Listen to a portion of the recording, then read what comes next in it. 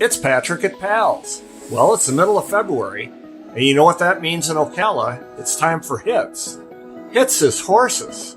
And of course, horses are trailers and diesel trucks to pull them. Chuck, what can you tell us about a diesel truck and a trailer to get it ready to go on the road if you're going to pull your horse or a boat or whatever?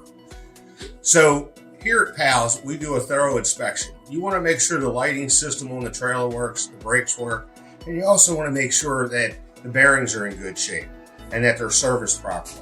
Because all of those things could cause a problem when on the road. And Lord knows if you break down with a horse in the back of your trailer, that could be a problem for you.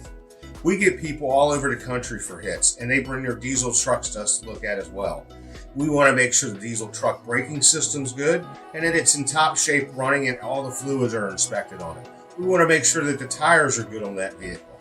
So if you have a horse trailer or you have a diesel truck that needs maintenance, service, or general repair, please bring it to Pals. We hope to see you soon.